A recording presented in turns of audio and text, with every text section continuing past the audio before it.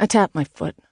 Studio time was bought by the hour, and not cheap, yet Gabby and I were the only ones there. She was at the piano, of course, running her fingers over the keys with her usual brilliance, but it was only therapy, not real practice. Darren's drums took 20 minutes to set up. The chit-chat and apologies would take another 15 minutes, and I still had to practice some dumb standards for the solo gig at Frontage that night. I sat on a wooden bench facing the glass separating the studio from the control room. The room stank of cigarettes and human funk. The soundproofing on the walls and ceiling was foam, porous by necessity, and thus holding cells for germs and odor.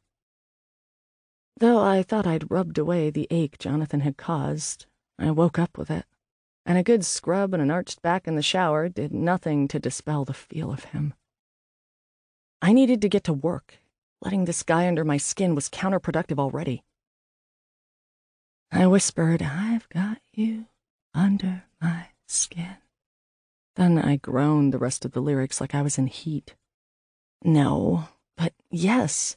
It was a good song. It was missing how I really felt, frustrated and angry. So I belted out the last line of the chorus without Sinatra's little snappy croon, but a longing, accusatory howl.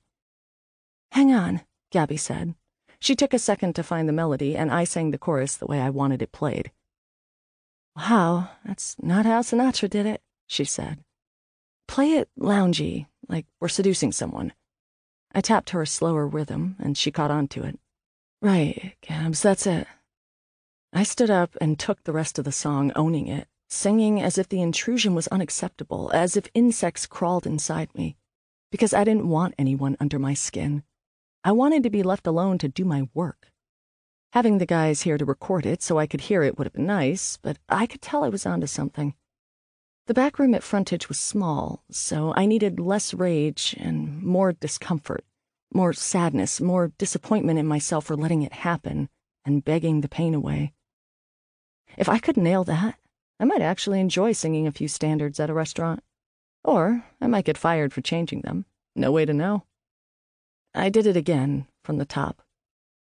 The first time I sang the word skin, I felt Jonathan's hands on me and didn't resist the pleasure and warmth. I sang right through it. When Gabby accompanied, she put her own sadness into it. I felt it. It was my song now. My phone rang. Darren. "Where the hell are you?" "Harry just called me. His mother is sick in Arizona. He's out. For good." I would have said something like, "So, no bassist, no band," but Gabby would have heard, and she wasn't ready for any kind of upset. "And you're not here because—" He sighed. "I got held up at work. I'll be there in 20. Tomorrow night, I have a favor to ask." "Yeah?" "I have a date. Can you get her home after your gig and make sure she takes her meds?" "Yeah." "Thanks, Mon." "Go get laid." I clicked the phone off and used the rest of the time to work on our performance.